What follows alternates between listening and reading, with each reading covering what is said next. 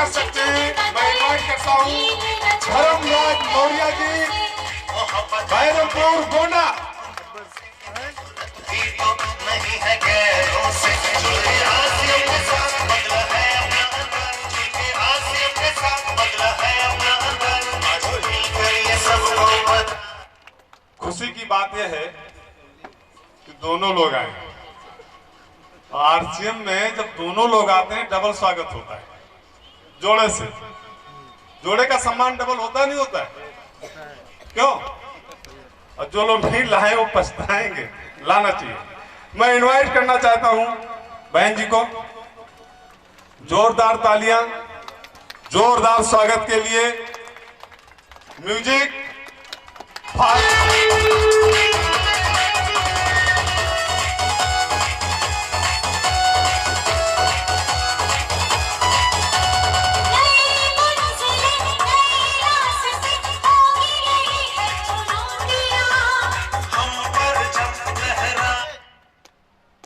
जोड़े से आते हैं तो इनका हम लोग जयमाल डलवाते हैं। जयमाल में शामिल कितने लोग होना चाहते हैं? आप लोग नहीं होना चाहते? होना चाहते ना? भाई आशीर्वाद दीजिए, प्यार दीजिए, सम्मान दीजिए। गुरु का दर्जा गुरु होता है, तो हम चाहेंगे वो जयमाल डलवा दिया जाए, ठीक है?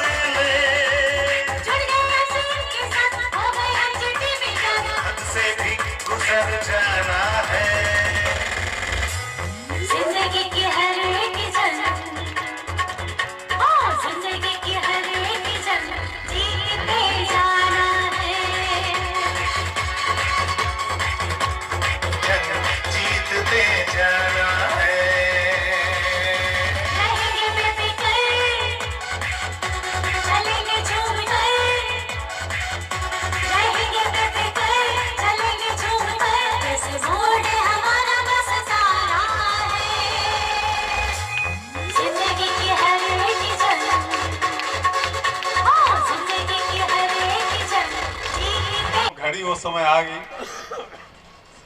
इस बिजनेस में, इस सिस्टम में, या हम यहाँ आते हैं या कोई काम करते हैं, एक अरमान होता है।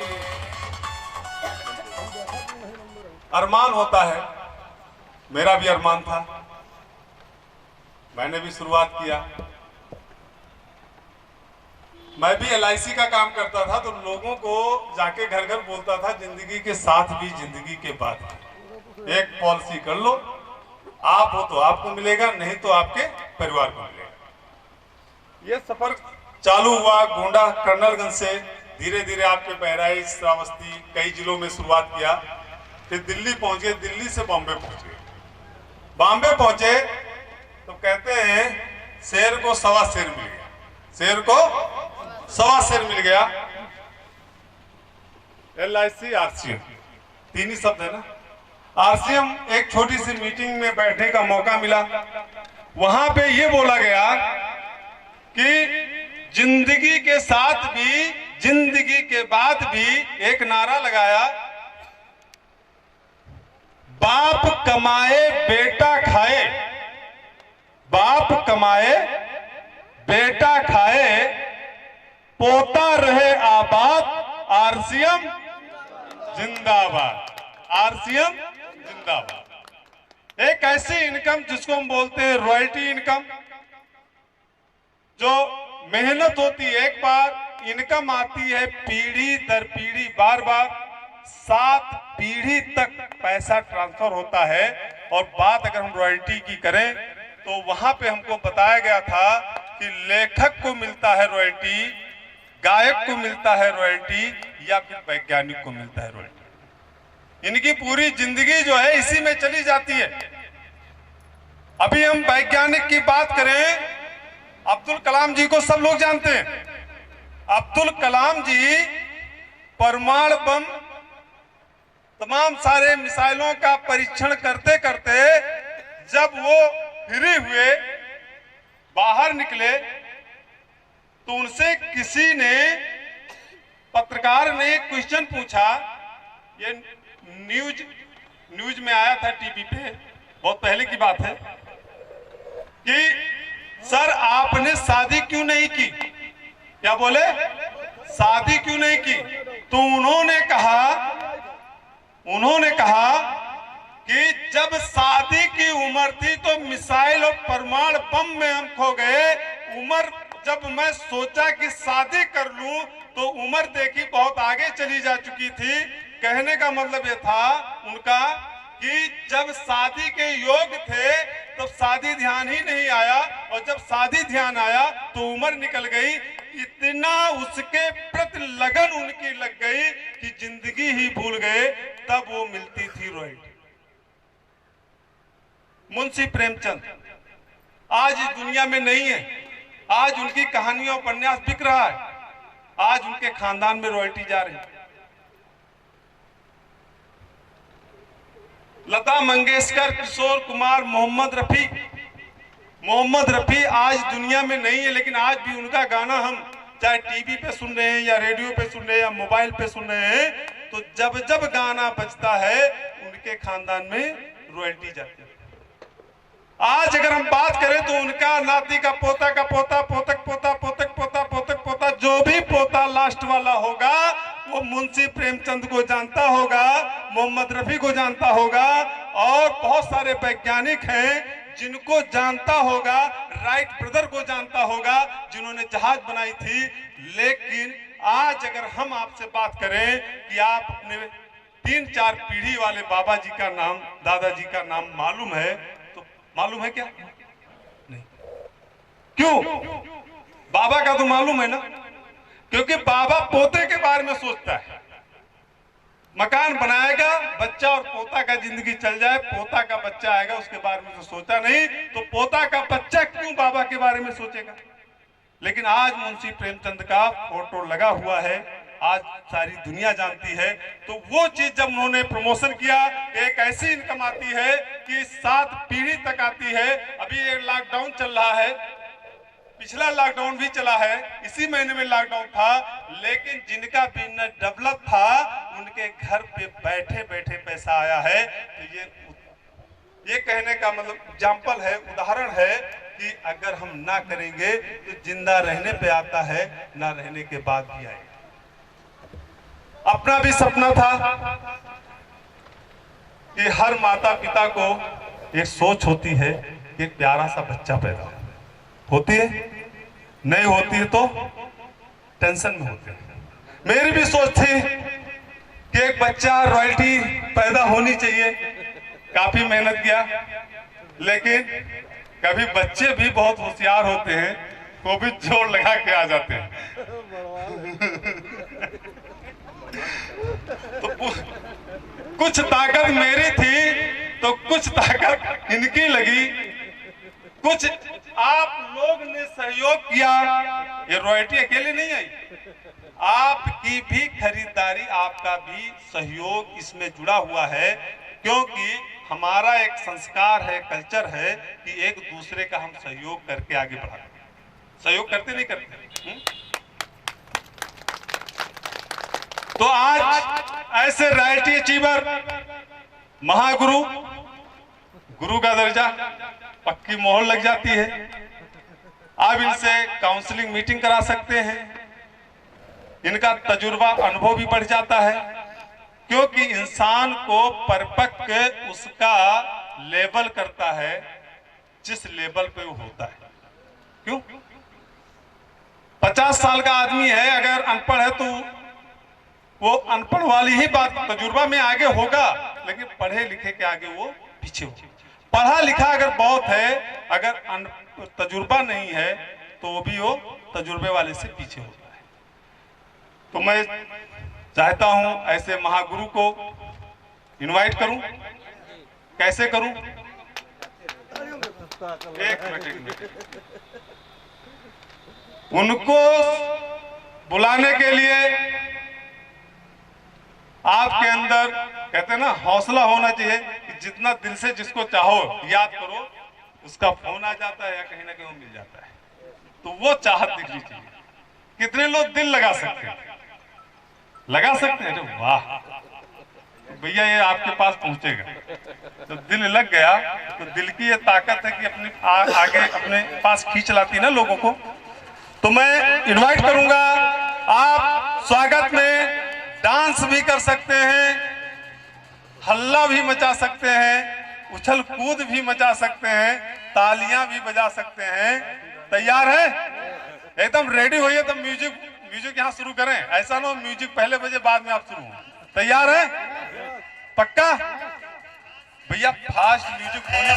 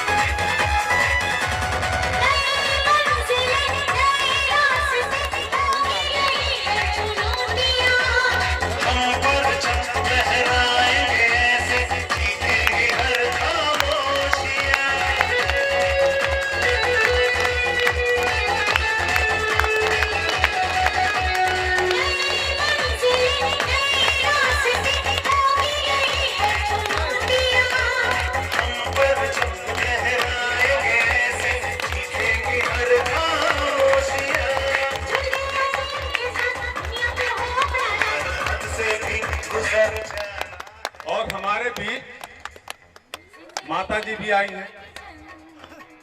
कहते हैं कि अपने से बड़ों का बहुत बड़ा रोल होता है किसी भी कामयाबी के लिए। बड़ा तजुर्बा होता है उन लोगों का, उनका सम्मान प्यार भी चाहिए। एक छोटी सी स्टोरी बताते हैं कि इनकी वैल्यू क्या है, आज हम क्या है। अपने से बड़े लोगों की वैल्यू नहीं समझते, अपने को समझदार बहुत समझते हैं। एक बार की बात है, एक लड़के की शादी तय होती है। बहुत साल में कहानी सुना रहे हैं, 1 से 1.5 मिनट में।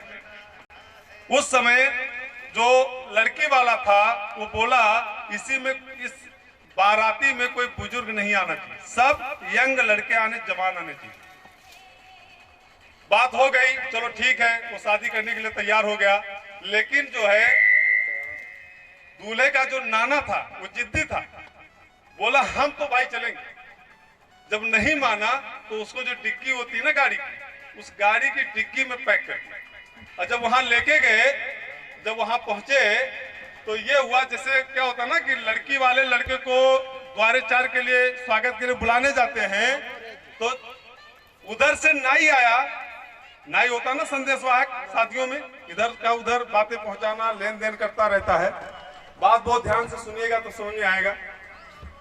तो नाई ने मैसेज दिया कि लड़की वाले शादी जब करेंगे, जो बगल वाली नदी है उसका पानी निकाल के दूध की नदी बहाओगे, तब वो लड़की की शादी करेगा। अब सारे बाराती जो है फड़फड़ा गए कि अब कौन भाई, नदी का पानी निकालना, फिर उतना दूध कहां से लाएंगे जो नदी में हम नदी को दूध की बहाएं। ये हुआ, चलो शादी कैंसिल हो गई। तब तक एक बोला, भाई जब शादी कैंसिल हो गई तो अब नाना जी को तो बाहर निकाल लो, प्रॉब्लम ही सॉल्व हो गई। नाना जी जैसे बाहर निकलते हैं, फिर नाना बोलते क्या बात है भैया, क्यों तुम लोग वापस जा रहे हो?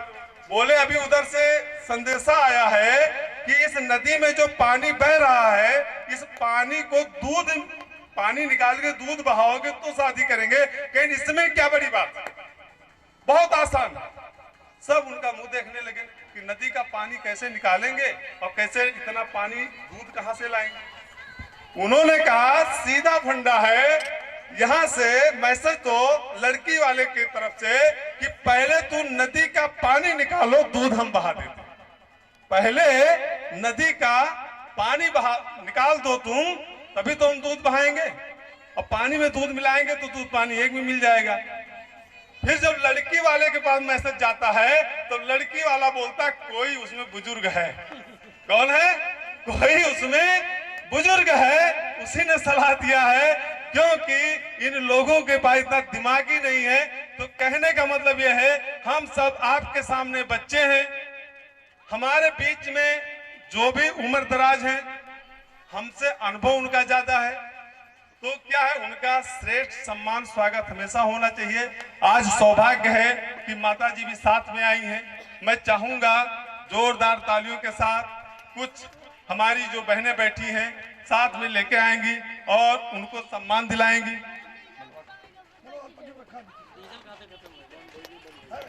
आप लोग भी आ जाइए। पहले तो हम माता जी का स्वागत करेंगे।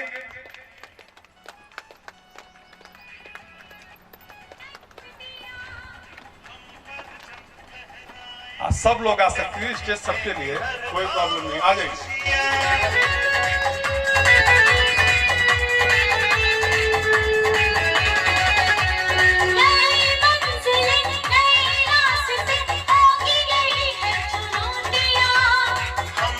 आइए बहन जी, आइए।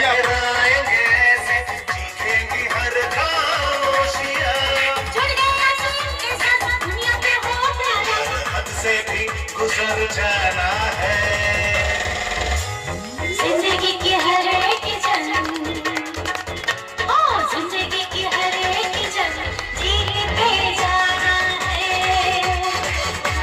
जिंदगी की हर एक जन्म जीतते जाना है।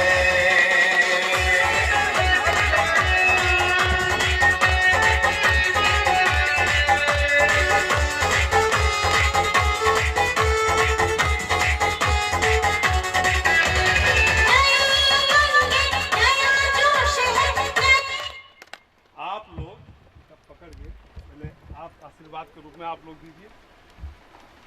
हाँ भैया, अब बजाओ।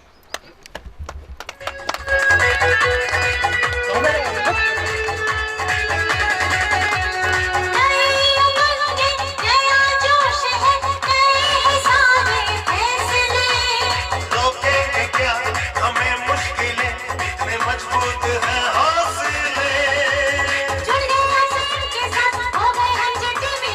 हद से भी गुजर जाना है। कुछ डांस वगैरह हो जाना चाहिए ना, खुशी की बात है। चलो ठीक है, नेक्स्ट टाइम।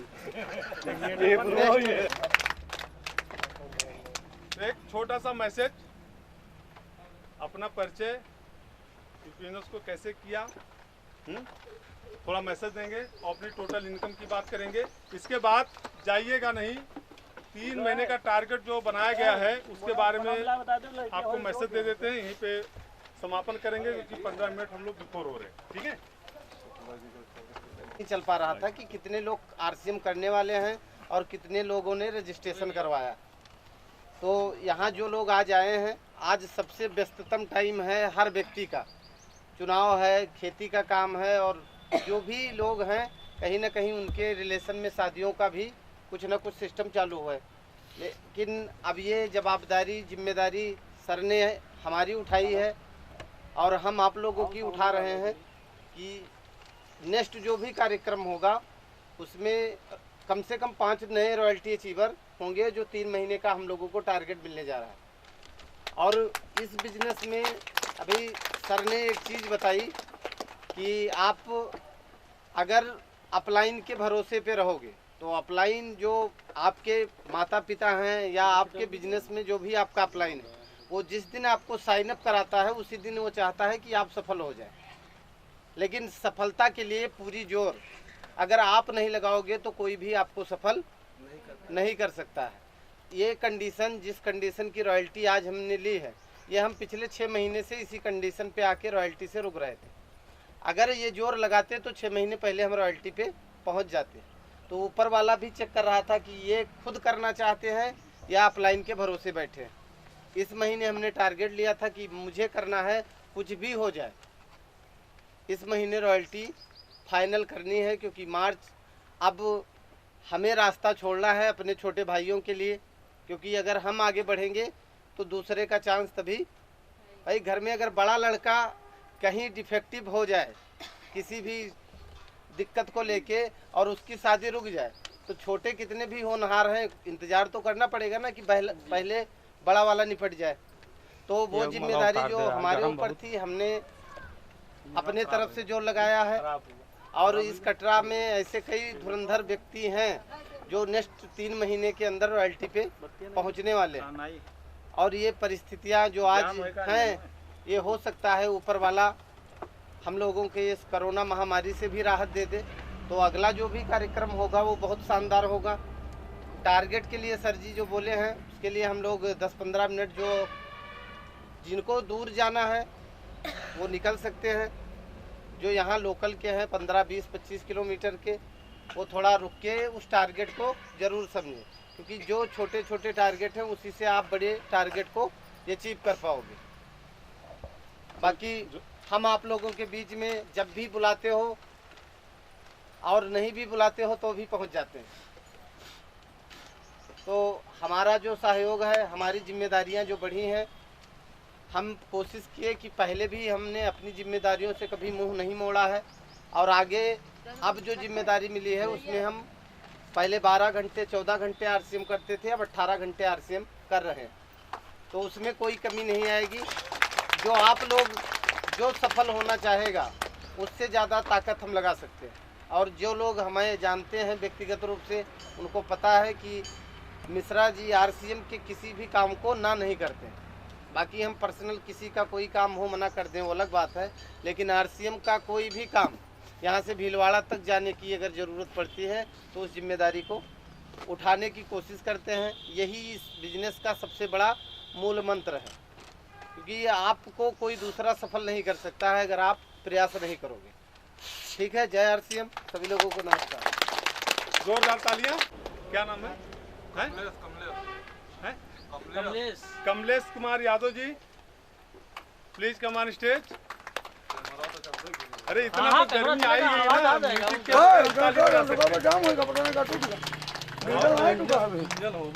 और कौन लोग हैं?